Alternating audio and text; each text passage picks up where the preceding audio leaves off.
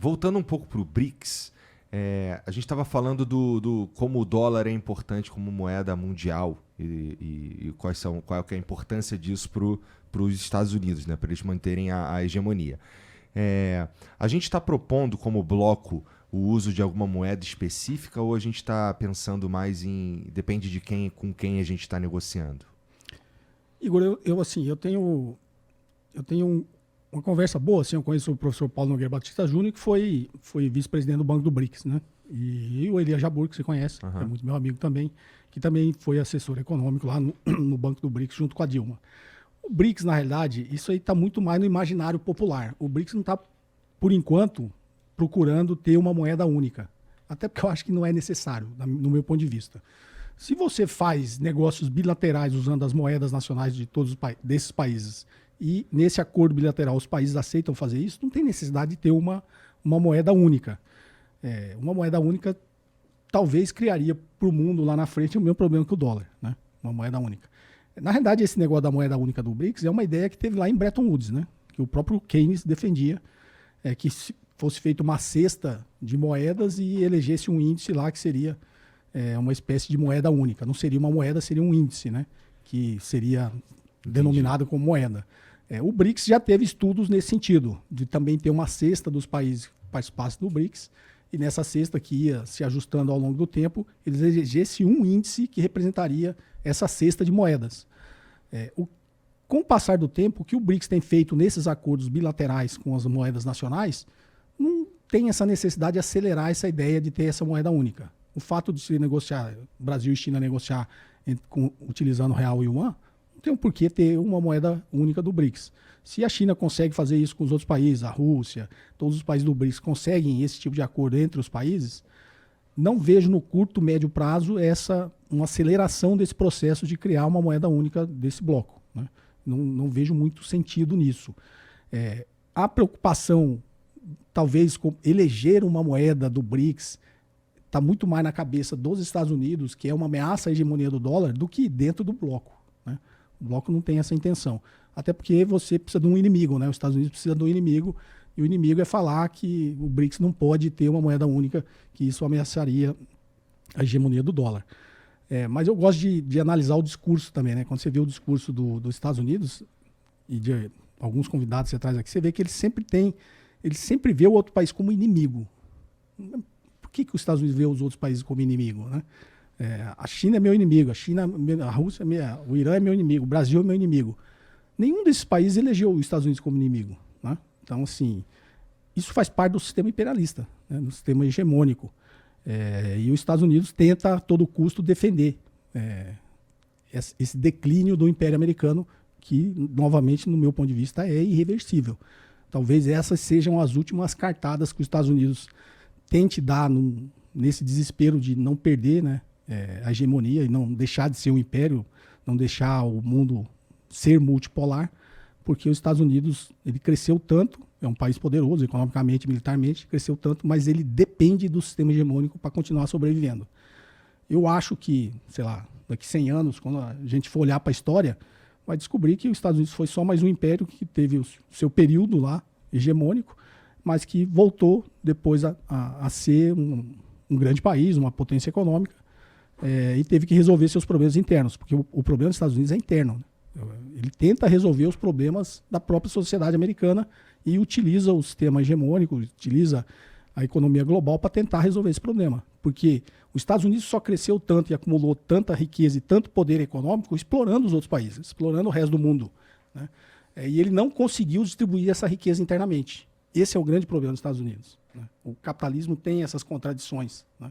Ele cresceu para o resto do mundo, explorando, dominando o resto do mundo economicamente.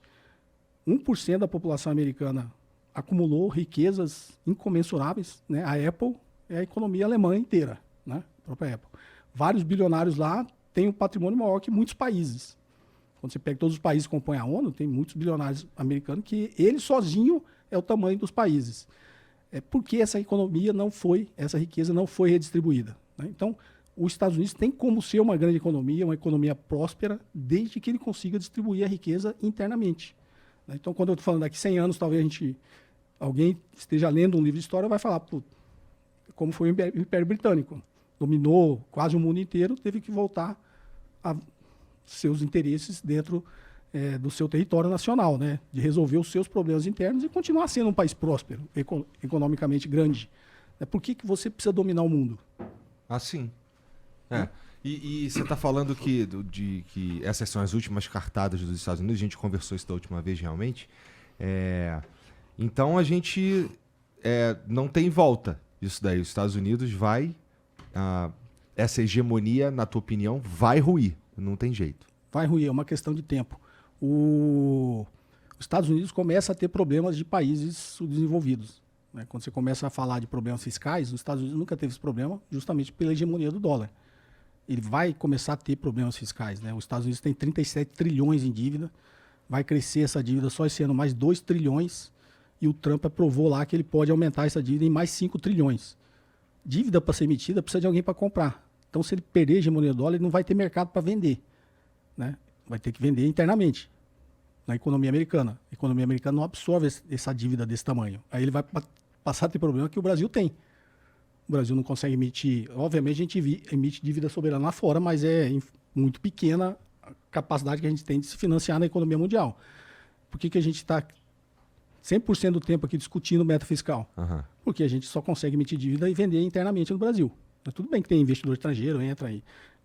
Também gera uma certa estabilidade na nossa economia por esse motivo. Mas é um problema que todos os países têm. E os Estados Unidos vai passar a ter esse problema quando ele perder a hegemonia do dólar. E aí ele vai passar a ter que realmente olhar para o seu mercado interno. E aí a gente vai ter, então, um novo desenho multipolar, mas liderado por alguém também, não é? Não sei o Ricardo que estuda isso com mais afinco que eu, mas eu imagino um mundo multipolar com alguns clusters, né, de poder, né? Um girando em torno da China, do BRICS, outro girando em torno dos Estados Unidos, que ele vai manter a influência ainda em vários países do mundo. Não sei, talvez um mais ali pro lado da Rússia. Eu acho que o mundo vai ser multipolar, mas ainda vai ter grandes blocos de poder, né, que vai ter na sua órbita vários países, né? Na verdade, até fazer às vezes do Igor aqui, porque eu fiquei com uma dúvida também, Boris, se você puder me ajudar. Porque assim, quando eu falo, pelo menos, né, no meu conhecimento de economia, quando fala da moeda dos BRICS, eu penso que assim, talvez fosse ser importante, possivelmente, porque se a gente pega, por exemplo, uma negociação entre Brasil e Argentina, aí vamos imaginar que o Brasil tem um superávit econômico, a gente começa a fazer a negociação, por exemplo, em peso. E aí o Brasil começa a acumular peso. Mas o peso não é uma moeda que é muito bem aceita pelos outros países do mundo. Então a gente vai ter muito peso que só daria para usar com os argentinos. Se a gente tivesse essa moeda comum dos BRICS, que teria uma grande aceitação internacional, não faria mais sentido do que fazer negociações com moedas locais? Não, com certeza. Por isso que eu falei, no atual estágio de recomodação da geopolítica mundial, o BRICS não tem esse interesse em acelerar esse processo, né? Enquanto ele conseguir fazer os negócios bilaterais, ele ainda é um passo a ser dado, até por interesse de não desafiar tanto os Estados Unidos. O BRICS, na verdade, desacelerou isso também. É meio que como para não chamar muita atenção. Né? Não vou chamar muita atenção, porque quando eu falar que quero e vou criar, aí ele atrai toda a atenção e tudo isso que está acontecendo pode se intensificar. Mas, obviamente, quando isso estiver estabelecido, vai começar a ter esse problema, né? De você estar com moedas de outros países e não ter mercado para utilizar essa moeda, né? Você vai ter que utilizar com outros países. Por isso que, nesse segundo estágio, uma moeda seria uma cesta de moedas seria interessante. E não é tão difícil de implementar isso, né? Você criar uma cesta de moedas em que essas variações cambiais sejam consideradas e elas fossem reajustadas, sei lá, a cada trimestre você reajustava o balanceamento. É como se fosse um índice de bolsa, né? Você tem lá o índice Bovespa, ele muda a cada 4 meses, né? Dependendo da representatividade de transações financeiras que aquelas ações representam nessa cesta que é considerada a cesta do Bovespa. E aí você reajusta e o índice Bovespa passa a ser representado por outro. A lógica econômica seria mais ou menos a mesma, né? Você fazer uma cesta de moeda e você ir reajustando ao longo do tempo, e aí você utilizaria esse índice para realmente fazer isso. Você deu o exemplo do México, né? Eu fiz um negócio, sei lá, em peso com o México. Eu não passo a não ter o peso, passo a ter esse índice, né? E aí esse índice, quando eu quiser utilizar ele para negociar de novo com o México, ele vai ter uma representatividade em relação ao peso. E aí vai ser mais ou menos e eu vou conseguir utilizar. Então, esses estudos, obviamente, existem dentro do Banco do BRICS, né, para criar essa moeda. Mas eu acho que nesse estágio os países do BRICS não viu tanta necessidade de acelerar o processo. Uma coisa mais avançada, né? Mais para o futuro, né? Uma Talvez. coisa mais para o futuro.